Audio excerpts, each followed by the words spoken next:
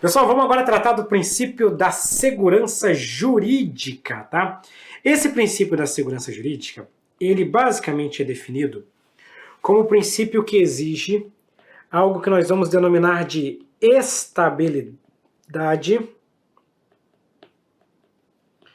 das relações jurídicas. O que é essa história de estabilidade das relações jurídicas já constituídas? O que a gente quer dizer com isso aqui, tá? Pensa comigo no seguinte. Você foi lá, combinou com determinada pessoa, queria construir uma casa, tá? Uma casa. Aí você vai lá, compra material, contrata empreiteira, faz aquela coisa toda e tem uma licença para construir emitida pelo Estado, dizendo que você pode construir aquela casa. Quando está tudo pronto e você vai começar a sua obra, vem o Estado e diz, não, mas calma aí, você não pode mais construir nesse lugar. Mas por quê? Ah, porque a gente não quer mais que você construa, sabe? Eu desisti, não quero mais. Você já pensou que absurdo que vai ser isso? Né? Você gastou, contratou, se preparou e o Estado, que te deu uma expectativa de que estava tudo certo, de repente vem dizer, não, pensando bem, nós temos um problema de uma relação jurídica que está sendo desconstituída. É óbvio que tem hipóteses em que isso até é possível, como por exemplo numa ilegalidade, alguma coisa do tipo. Mas é que eu estou falando numa situação sem qualquer razão, sem qualquer pretexto. Não pode. Nós precisamos ter essa previsibilidade, essa estabilidade das relações jurídicas já constituídas. Então essa é a base do nosso princípio da segurança jurídica. A partir daqui nós vamos ter uma série de desdobramentos. O primeiro desdobramento que eu vou trazer para vocês é que esse princípio ele representa a vedação, a aplicação retroativa de uma nova interpretação. Deixa eu explicar isso aqui para vocês. Pensa comigo no seguinte caso. A administração pública começou a pagar um benefício para determinado servidor público. Um bônus, tá? Um bônus. Esse bônus era um bônusinho interessante, dava aí uns R$2.000 por mês. O servidor público recebeu esse valor em interpretação. Recebeu esse valor durante 2, 3, 4 anos ou mais. Né? Ele foi recebendo essa graninha todo mês. Sabe como é que funciona? Né? A nossa vida é o seguinte, se você ganha um salário mínimo, você vive um salário mínimo. Se você passa a ganhar 2 salários mínimos, você vai gastar 2 salários mínimos. Se você ganha 3, você muito provavelmente vai gastar os 3, né? É claro que a saúde financeira nos recomenda que a gente guarde pelo menos uns 30% do que a gente ganha para pensar no nosso futuro. Mas, naturalmente, quanto mais a gente ganha, mais a gente gasta. O servidor público estava ganhando R$2.000 por mês, já nem lembro mais se era 2.000, mas vamos considerar que era 2.000, durante 2, 3 anos. É óbvio que ele já fez despesa, que ele já assumiu financiamento, que ele já investiu, que ele já isso, que ele já aquilo, e muito provavelmente talvez ele nem tenha mais esse dinheiro. E de repente a administração para e pensa o seguinte, calma aí, pensando bem, você não deveria receber esse bônus. Vou cortar o bônus. Mas não só vou cortar, como vou mandar você devolver o que você recebeu aí nesses últimos 2, 3 anos. Pode isso, Arnaldo? Como regra, não.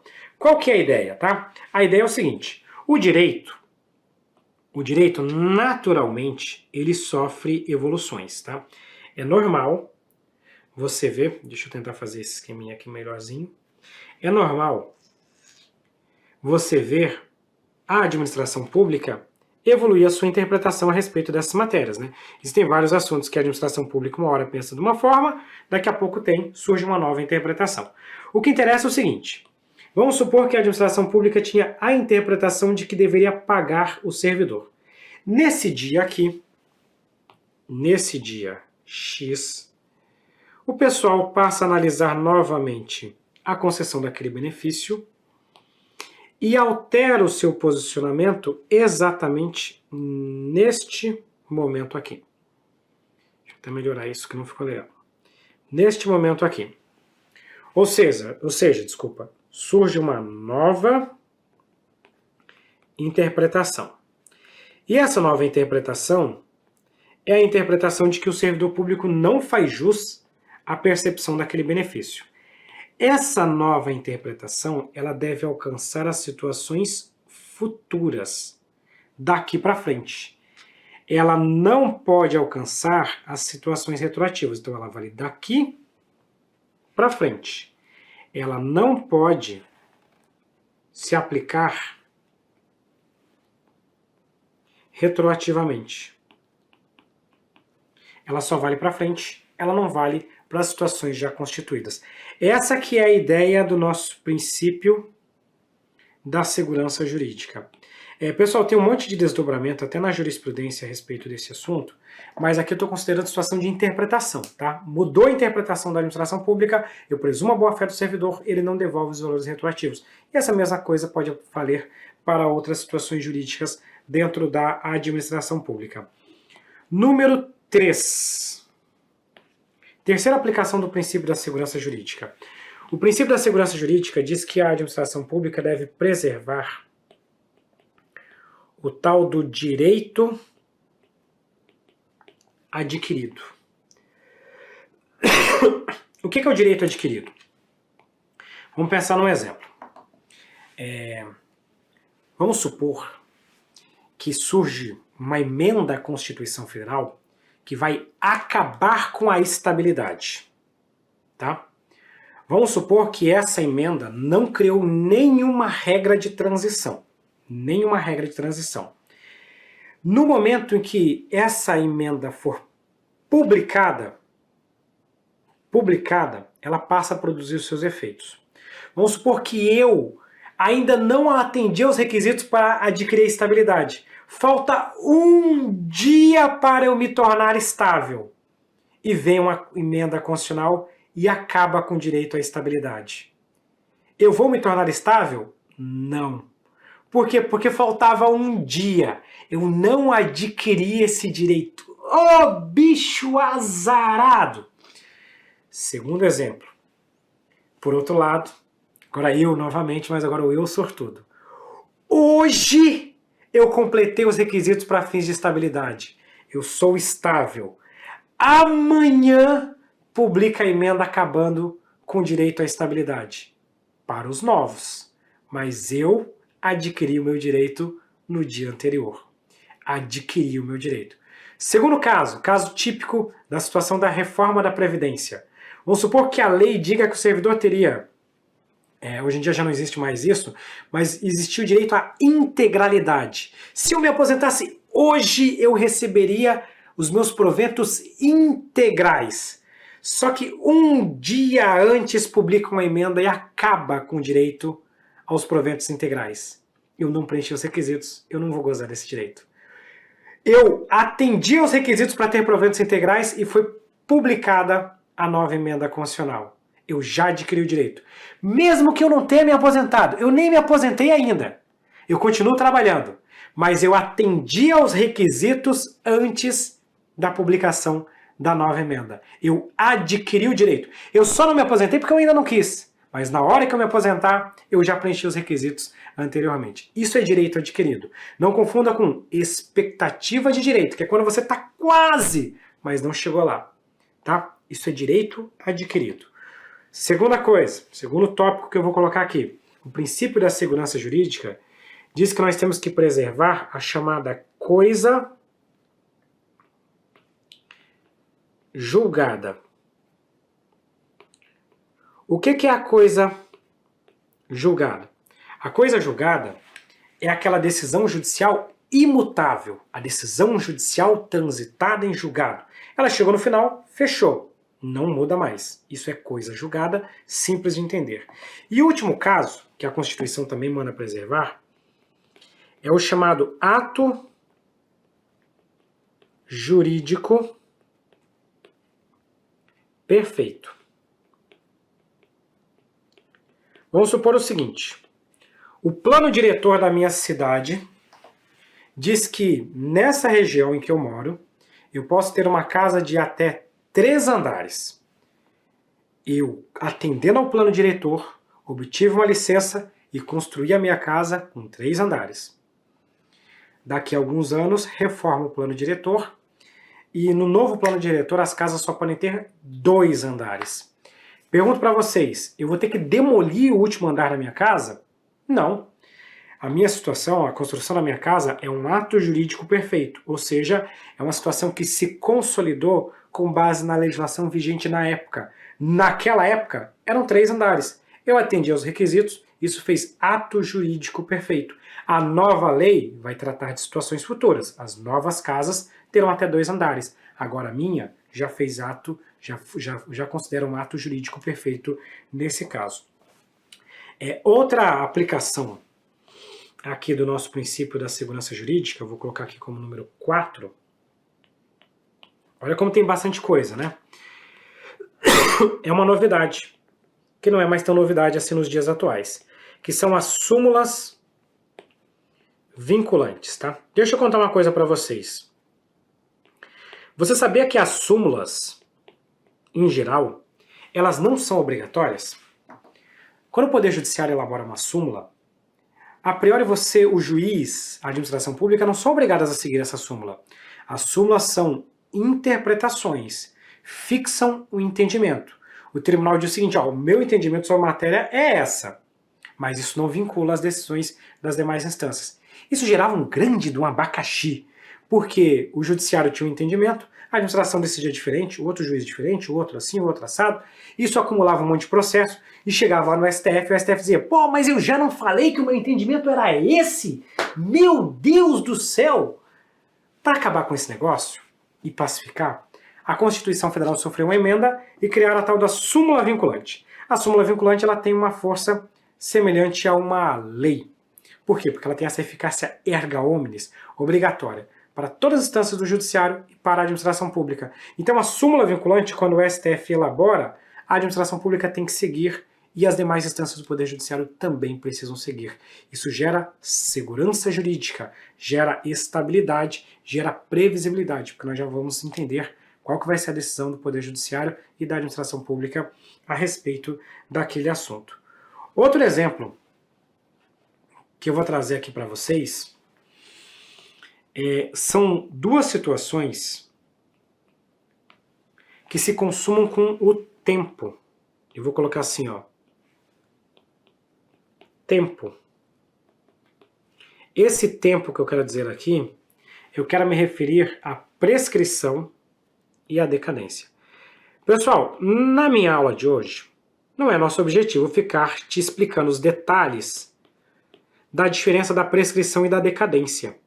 Eu não tenho esse propósito nessa aula de hoje, tá? Mas o que é prescrição, o que é decadência? Prescrição você escuta falar mais no dia a dia, né? Prescrição e decadência são situações em que um fato se consuma em virtude de passar muito tempo. Por exemplo, você já deve ter ouvido falar na linguagem popular, a dívida caducou. O termo caducar, que a população utiliza, é no sentido de que houve a prescrição. Se João deve para Maria e a Maria não cobra o João, depois de algum tempo, essa dívida prescreve. O que significa dizer que ela não vai mais conseguir cobrar o João. Se a administração pública não pune um servidor em determinado prazo, depois de um tempo ela não poderá mais punir, haverá prescrição. Se a administração não anula um ato ilegal, logo, depois de um tempo ela não poderá mais anular, haverá decadência. Não é meu propósito explicar a diferença dos 2 instrumentos, mas na prática os 2 são. Demorou muito, não consegue mais fazer. No Exército a gente chamava isso de licença sorvete. Lá no Exército, o bônus que você recebe se você faz algo muito bom é uma dispensa, né? Uma licença, uma dispensa que você tem assim de bônus. Tipo, trabalhou bem, peguei lá o meu pelotão, fomos trabalhar no final de semana, sábado, domingo, aí chega na segunda-feira, eu falo pro pelotão o seguinte, ó, todo mundo aqui tem direito a 5 dias de dispensa como bônus pelo trabalho que nós fizemos no final de semana. Aí um dos soldados pensa, pô, vou emendar essa dispensa com as minhas férias e vou aproveitar esse direito só daqui a uns 6 meses. Os demais espertos já pegam na segunda-feira e já curtem a dispensa. E esse outro fica com a dispensa na manga. Quando vai chegar nas férias dele, ele chega, ô tenente, vou usar aquela dispensa lá que você me deu lá atrás. Aí eu olho pra ele, não tô lembrando dessa dispensa não. Não, tenente, foi no dia tal. Aí eu pego e falo, ô meu amigo, ela derreteu. É sorvete, ou você consome na hora ou ela derrete. Já era, essa daí você não tem mais. É a mesma coisa a prescrição e a decadência. Se não fizer na hora, depois você perde isso. Pessoal, agora eu vou entrar em mais 2 tópicos. Que é o seguinte, na verdade é um tópico só, em que eu quero fazer a diferença entre segurança jurídica. Quando nós falamos de segurança jurídica, agora especificamente falando, nós chamamos isso aqui de aspecto objetivo. O aspecto objetivo é justamente esse aspecto da estabilidade, da previsibilidade. Isso é segurança jurídica, conforme nós estamos estudando aqui nessa nossa aula. Só que esse princípio, ele tem um desdobramento, tá? Ele tem um desdobramento. Nós costumamos falar que é o seguinte, o desdobramento do princípio da segurança jurídica é chamado de princípio da confiança legítima. Esse princípio ele também é chamado de princípio da proteção à confiança. Confiança legítima ou proteção à confiança, ou simplesmente princípio da proteção. Esse aqui trata do chamado aspecto subjetivo da segurança jurídica. Professor, o que é essa história de aspecto subjetivo? Subjetivo vem de sujeito, vem de pessoa. E agora eu vou te explicar o que isso quer dizer. Pensa comigo no seguinte. Eu pedi uma licença para construir. Uma licença para construir. Quem assinou a minha licença foi um agente público que está na função de agente de fato. Agente de fato é aquele que teve um problema na investidura. Eu tenho como chegar dentro da administração pública e tá aquele servidor do outro lado e ele fala, ó, para o senhor conseguir a licença para construir, o senhor precisa desses documentos. Eu vou lá para esses documentos e entrego para ele. Ele assina, me entrega a licença e eu vou para casa.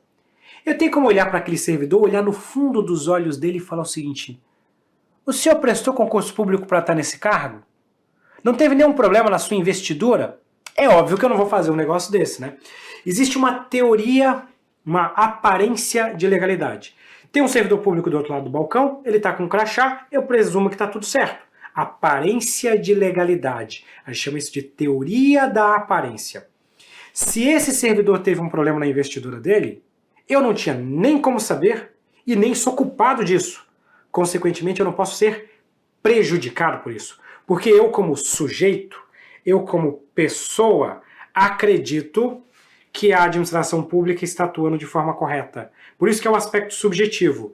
É a crença do sujeito de que a administração pública está fazendo certo. Consequentemente, esse princípio significa que os terceiros, vamos colocar assim, ó, os terceiros de boa fé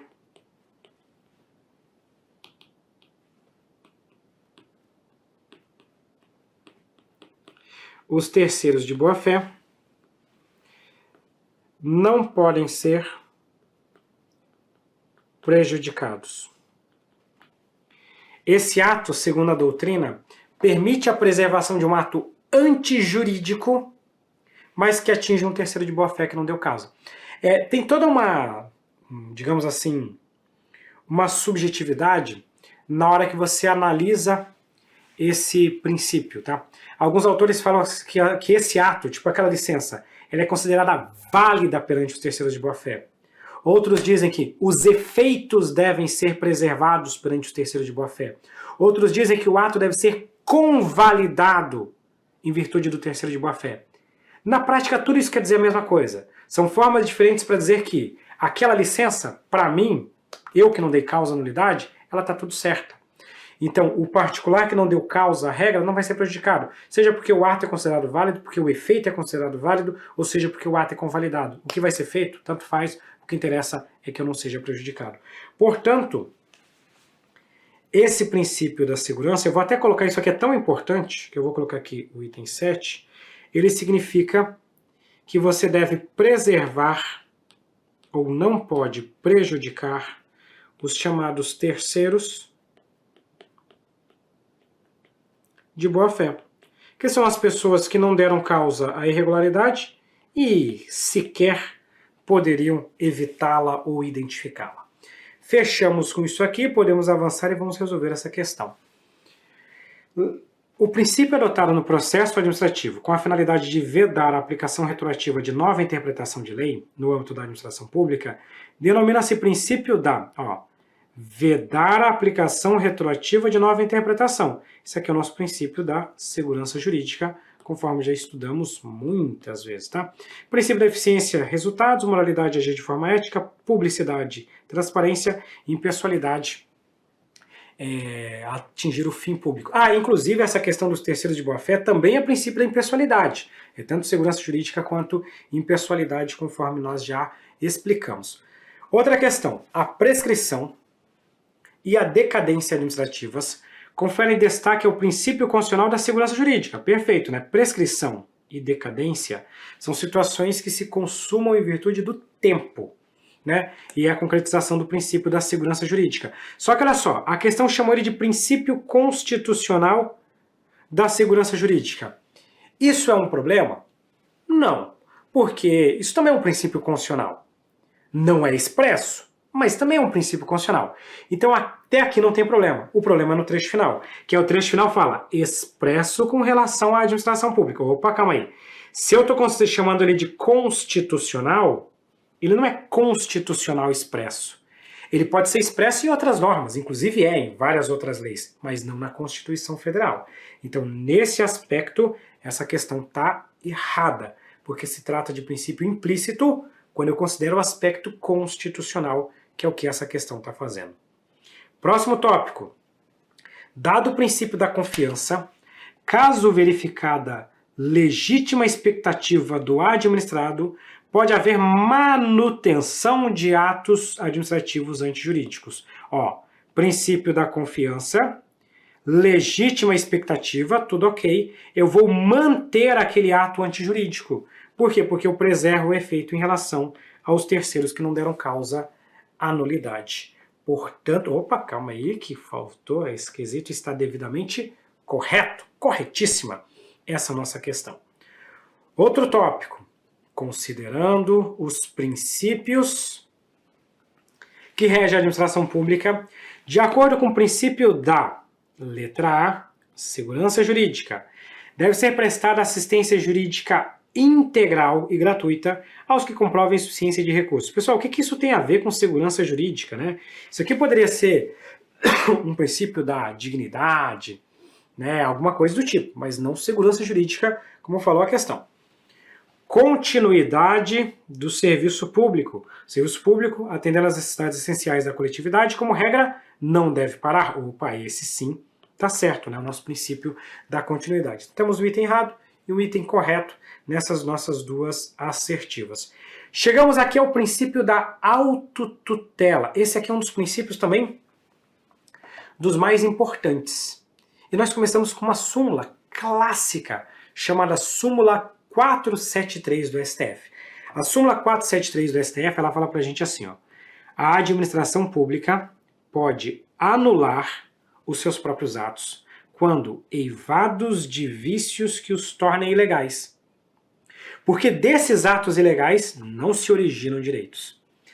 A administração pública também pode revogá-los por motivo de conveniência e oportunidade, respeitados os direitos adquiridos, e em qualquer dos casos você ressalva a apreciação judicial, né? Afinal de contas, nós temos um princípio, que é o princípio da inafastabilidade de tutela de jurisdição, que significa que o Poder Judiciário pode controlar qualquer atuação da administração pública. Pessoal, Qual que é a lógica da súmula 473? Quando essa súmula foi editada, lá atrás, existia uma dúvida, o seguinte: imagina que a administração pública cometeu um ato ilegal. Nesse ato ilegal, a administração pública nomeou determinada pessoa para ocupar um cargo público indevidamente. A administração pública percebe a ilegalidade e quer anular a nomeação. Aí o servidor que foi nomeado, ele pega e fala assim: não, mas vocês não podem anular o ato. Quem anula é o Poder Judiciário. Você vai ter que mover uma ação judicial, eu vou me defender e se eu perder, o Judiciário anula o ato. Isso cola? Não. Porque se a administração pública, toda hora que ela tivesse que anular alguma coisa, ela tivesse que bater na porta do Poder Judiciário, você já pensou o caos que seria? Aí o Poder Judiciário, o STF pegou e analisou o seguinte: não, calma aí. A administração pública, ela é regida pela autotutela. O que significa que a própria administração pública pode controlar os seus próprios atos. Se for o caso, anular o que está de errado, que é ilegal, e se for o caso, revogar o que até está certo, mas não atende mais ao interesse coletivo, é inconveniente e inoportuno. Nesse caso, nós temos então a anulação e a revogação. Então, voltando para cá, eu não preciso ir ao Poder Judiciário para poder anular um ato. A própria administração pública pode fazê-lo. Inclusive, a anulação, a revogação, melhor dizendo, nem o Judiciário pode fazer. Só a administração pode revogar. Isso é importante. Então, olha só, o nosso princípio da autotutela significa essencialmente que a administração pública pode exercer o controle sobre os seus próprios atos. Esse controle aqui, a administração pública pode fazer de ofício ou por provocação. De ofício é quando ninguém provoca, a própria administração pública vai lá e faz. Por provocação é quando tem algum requerimento, algum recurso, alguma coisa do tipo, tá? A administração pública pode, 1. Anular. O que é anular? Anular é desfazer um ato administrativo ilegal. Nós falamos que esse ato é viciado, ele tem uma falha, ele está contrariando a lei. O outro lado é o revogar.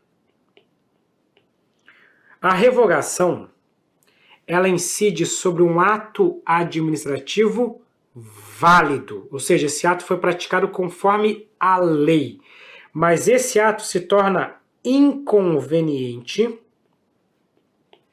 / inoportuno. Vamos pensar na seguinte situação, tá?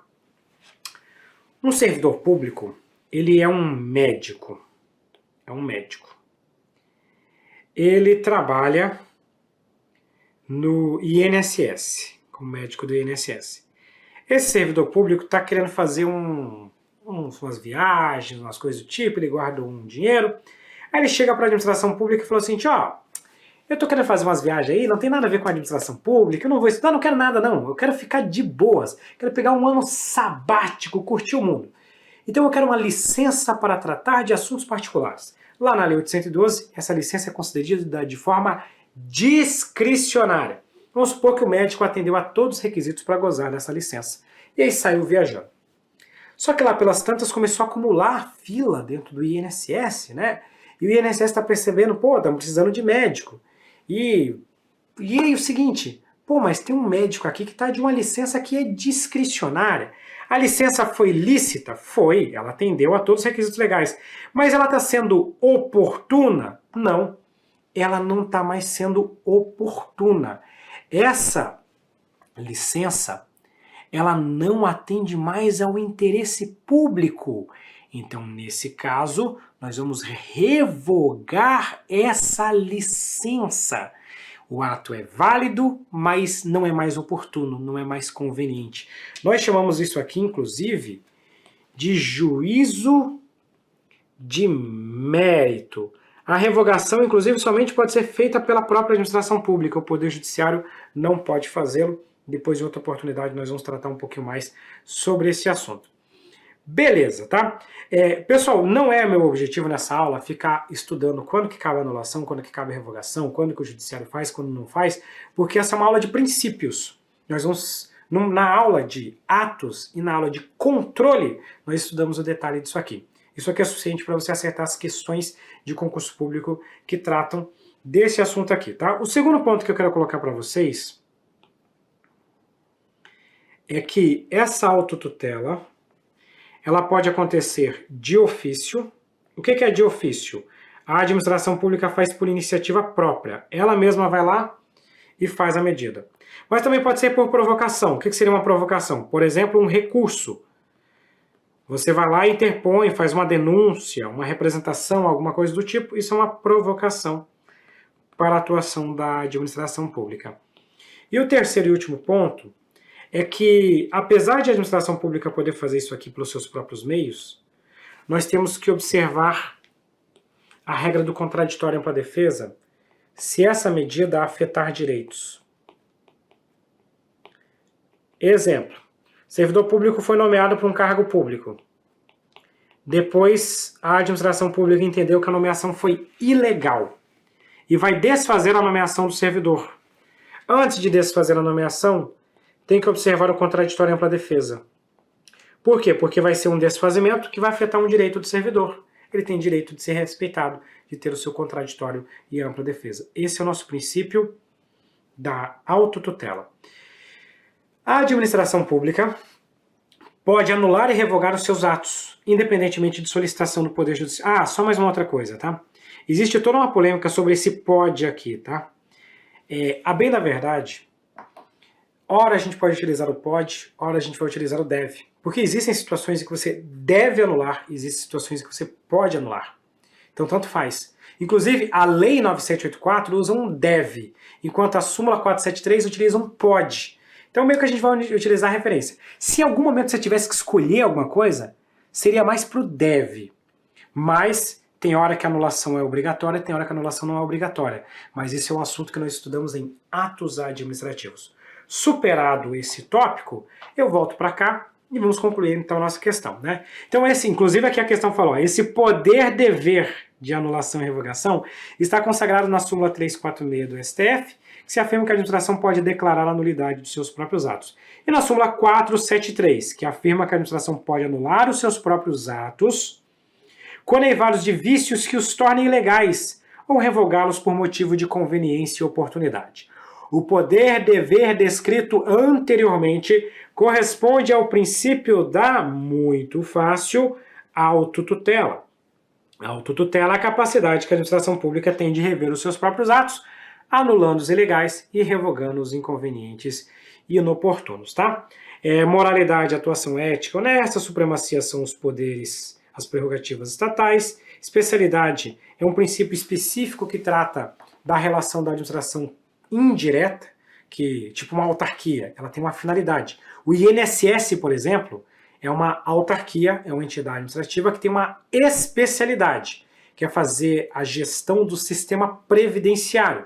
Não pode o INSS, por exemplo, cuidar de uma universidade, porque não diz respeito à sua especialidade. Esse é o princípio da especialidade. E legalidade, seguir a lei. Gabarito letra C nessa questão. E o último tópico é o princípio da motivação. Tá? O último item que nós vamos estudar aqui.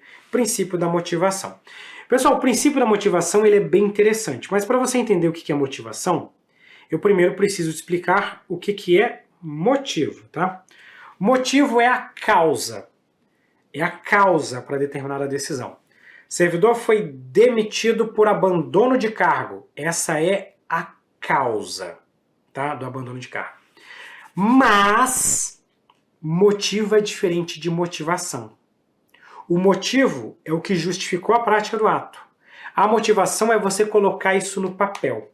Ou seja, é a demonstração dessa causa. É a demonstração dos pressupostos. Eu vou colocar para vocês aqui, eu vou escrever e vou dar um exemplo que vai ser magnífico. E você nunca mais vai esquecer disso, tá?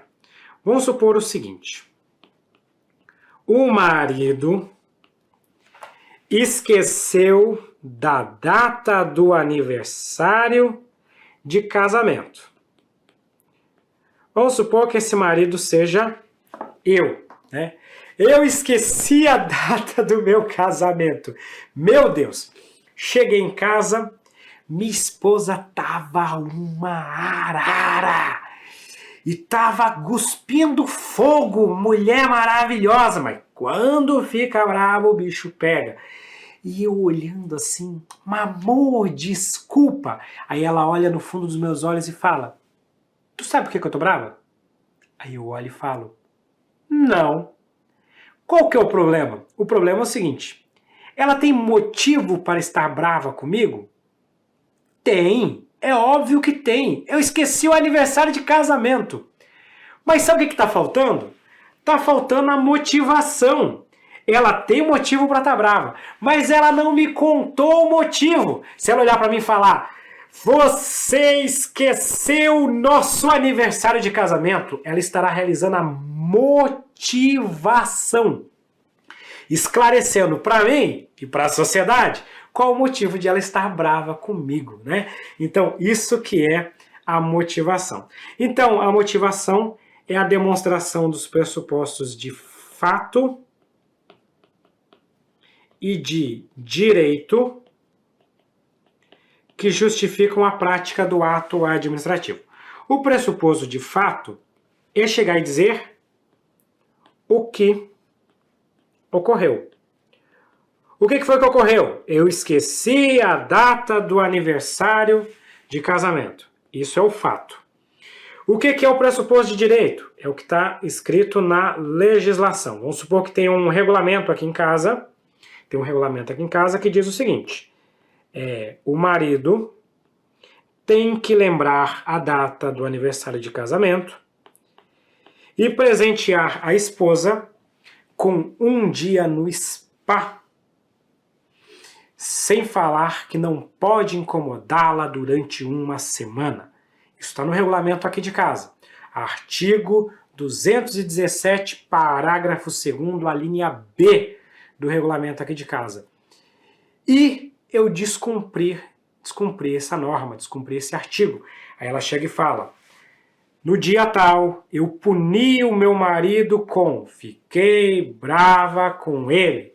Por quê? Porque o filho da mãe esqueceu o aniversário de casamento e de acordo com o regulamento dessa casa, no artigo 217, parágrafo 2º, a linha B, o marido será punido com um dia da esposa brava. Isso é a demonstração, a justificativa da prática do ato administrativo. Pessoal, por sinal, eu te pergunto o seguinte, tá, professor?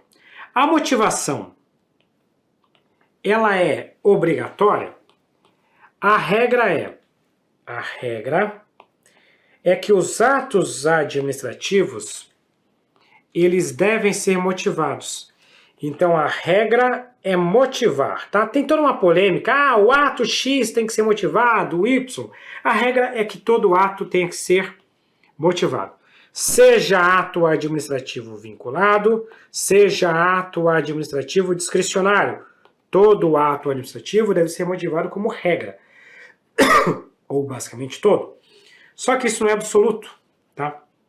Existem exceções. Na verdade, tem uma exceção clássica na doutrina. Qual que é a exceção clássica que a doutrina menciona? A exoneração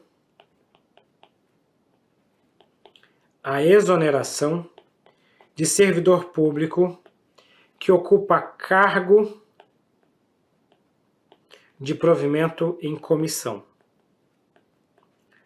Professor, é mesmo importante isso aqui que você está colocando? Não é lá tão importante assim. O que eu estou trazendo aqui para vocês, por que eu estou estudando? Eu estou trazendo só para você saber o seguinte. Eu devo motivar? Sim, a regra é motivar. Seja ato vinculado, seja ato discricionário, a administração pública deve motivar. O artigo 50 da Lei 9784 traz uma lista gigantesca de atos que devem ser motivados e basicamente está tudo lá. Teoricamente, mas o que você tem que saber aqui, todo ato tem que ser motivado? Não, existe exceção. Um exemplo, que é o exemplo clássico, é a exoneração de ocupante de cargo em comissão. Precisa motivar? Não. A Constituição fala que ele é de livre nomeação e exoneração. Eu exonero o cara pelo que eu quiser, eu posso exonerar o cara até por... Nossa, mas esse bicho é feio! E posso exonerá-lo por causa disso. E não preciso motivar, não preciso colocar no papel. Se eu colocar no papel, pode dar problema, porque daí eu aplico a teoria dos motivos determinantes. Mas esse é outro assunto que nós vamos estudar em outra oportunidade, que definitivamente não vai ser hoje. O que você tem que saber hoje é que a motivação é a demonstração do pressuposto de fato e direito, e que a regra é realizar a motivação, mas existe sim exceção. Resolver a questão. A indicação dos fundamentos jurídicos que determinar a decisão administrativa de realizar a contratação por dispensa de licitação é suficiente para satisfazer o princípio da motivação? Sim ou não? Não. Porque, olha só, fundamento jurídico é o fundamento de direito. O que está faltando aqui? Tem que ter ainda o fundamento de fato. Só esclarecer para vocês. Imagina o seguinte. A lei pega e fala assim, ó. Nessa situação você poderá dispensar a licitação. Ok. Aí eu vou lá e dispenso a licitação. Mas calma aí. Nessa situação pode dispensar a licitação. Adianta só dizer, o artigo tal permite que eu dispense a licitação? Não. O artigo tal permite que eu dispense a licitação e hoje aconteceu isso que se enquadra na hipótese do artigo tal. Então eu conto que o artigo tal autoriza a dispensa e conto qual a hipótese que aconteceu que se enquadra na dispensa. Então só o fundamento jurídico não é suficiente, eu tenho que ter o fundamento de fato também, por isso que essa questão está errada e com isso nós fechamos essa nossa parte sobre princípios administrativos. Muito obrigado e até a próxima.